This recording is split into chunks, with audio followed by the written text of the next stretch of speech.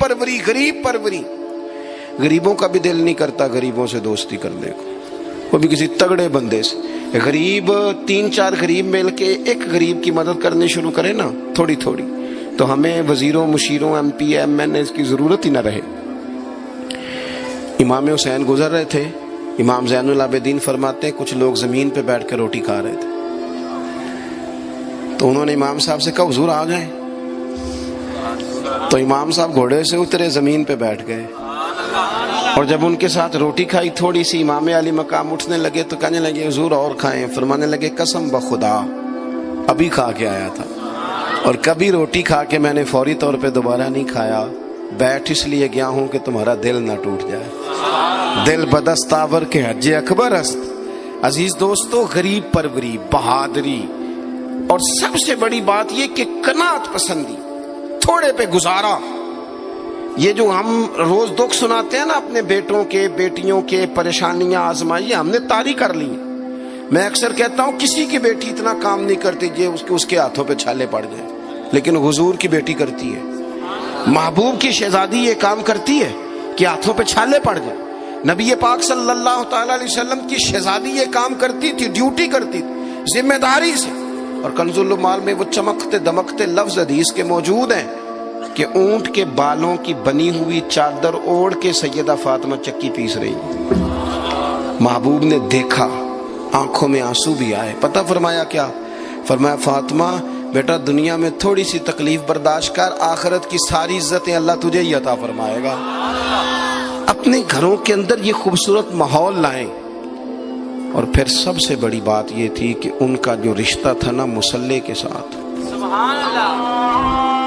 یہ اذان کس کی ہے؟ اذان ایک کا ہی جواب دینا ضروری ہوتا ہے جی. زیادہ اذانیں ہو رہی ہیں نا تو ایک کا ہی جواب دیا جاتا ہے. آپ توجہ کریں میری بات پر. عزیز دوستو، نبی پاک صلی اللہ علیہ وسلم بڑی تگڑی ہے. او جناب وہ آج کل جو ہمارے نقیبے محفل ہوتے ہیں نا وہ تو کوئی صلی اللہ تعالی علیہ وسلم. ہمارے جو محفل کے اسٹیج سیکٹری ہوتے ہیں وہ تو کوئی 3-4 منٹ لگاتے ہیں جنت میں بھیجنے میں، پر نعت خواں تو 1.5 منٹ ہی لگاتا ہے. اندر تسی جلسہ کراؤ تو جنت تہاڈی.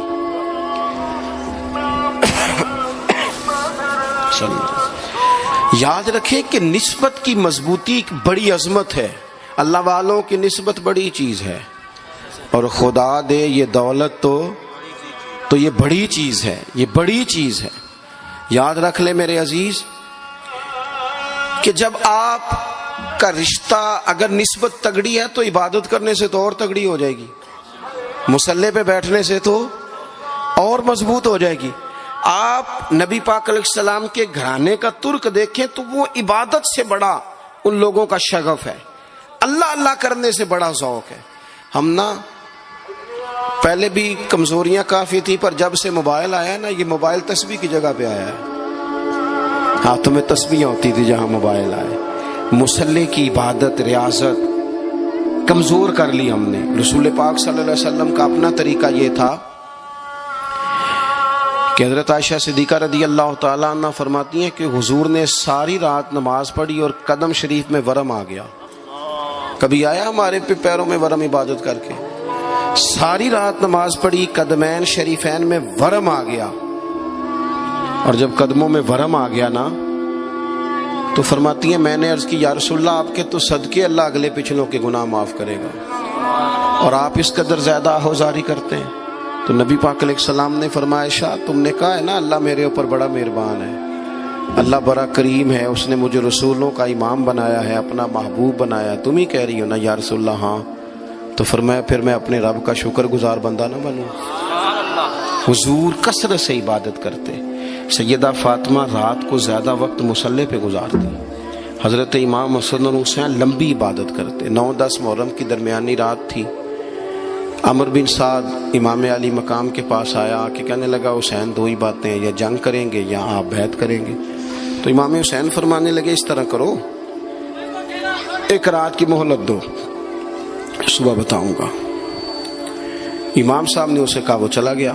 حضرت عباس بن علی، یہ حضرت علی کے صاحبزادے ہیں، میدان کربلا میں حضرت مولا علی کے 4 اور بیٹے بھی شہید ہوئے. ایک حضرت عباس، ایک حضرت ابو بکر بن علی، ایک حضرت عمر بن علی، ایک حضرت عثمان بن علی. یہ نام دیکھو کیسے شاندار. اور یہ نام حضرت علی نے نام رکھے اپنے یاروں کے نام پہ ہم نام رکھے. خلفائے ثلاثہ سے عقیدت بتاتی ہے ان کی کتنی. تو حضرت عباس رضی اللہ تعالیٰ عنہ نے آ کے سیدنا امام حسین کی خدمت میں عرض کی، حضور آپ نے جو فیصلہ کرنا ہے نا سویرے، مجھے ابھی پتہ ہے، آپ نے بیعت تو کرنی نہیں، ہونی تو جنگ ہے. تو یا رسول اللہ صلی اللہ علیہ وسلم، اے امام علی مقام رضی اللہ تعالیٰ عنہ، آپ نے رات کی مہلت کیوں لی؟ یہ عجیب لوگ ہیں، پتہ نہیں کیا سوچیں گے، مہلت لینے کی کیا ضرورت تھی؟ کہ میری بات یاد رکھنا جو عرض کر رہا ہوں.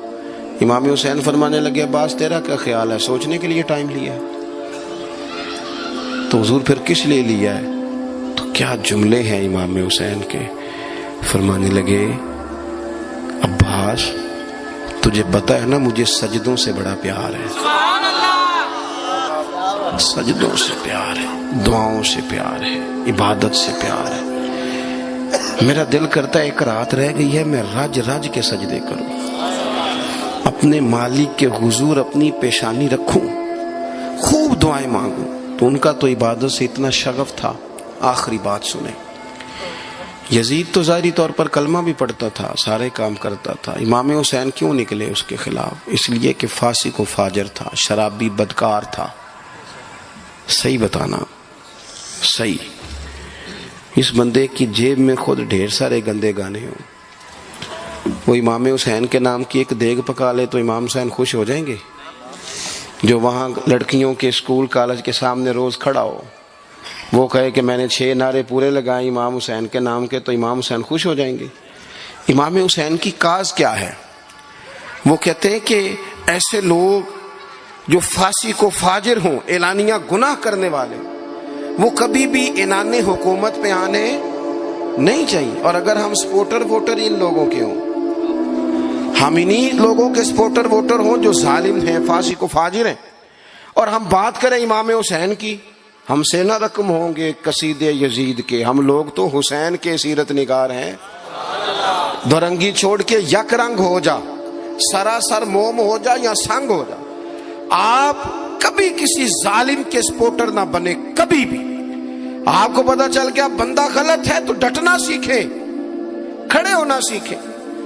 وَلَا تَحْسَبَنَّ اللَّهَ غَافِلًا عَمَّا يَعْمَلُ الظَّالِمُونَ، اللہ ظالموں کے کاموں سے بے خبر نہیں ہے. کبھی کسی ظالم کی سپورٹ نہ کرے، کبھی بھی.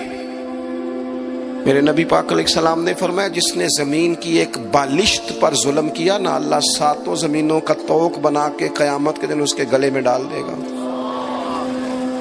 کبھی کسی ظالم کے ساتھ کھڑے نہ ہونا، کبھی بھی. ایک منٹ کے لیے. وہ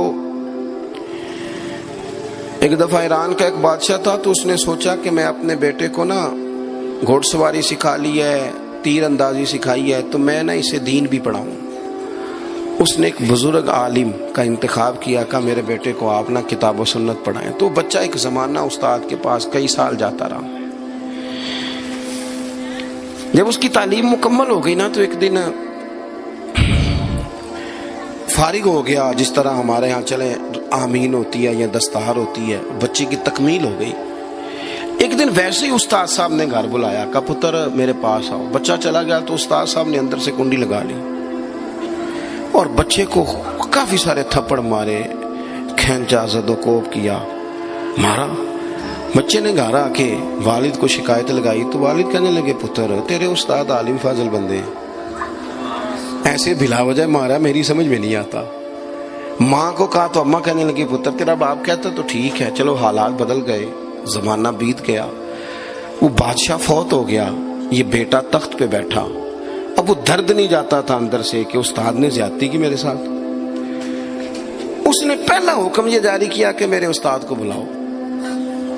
استاد بڑے بوڑھے ہو گئے تھے، ضعیف تھے، چھڑی پہ جھکے ہوئے. 2 بندے لے کے آئے، استاد جی کو کھڑا کیا، استقبال کیا، کرسی بھی دی. کہنے لگا، استاد جی ناراض نہ ہونا، میں بے اختیار تھا، آپ سے پوچھ نہیں سکا، آج میں نے پوچھنے کے لیے بلایا ہے، میرا قصور کیا تھا؟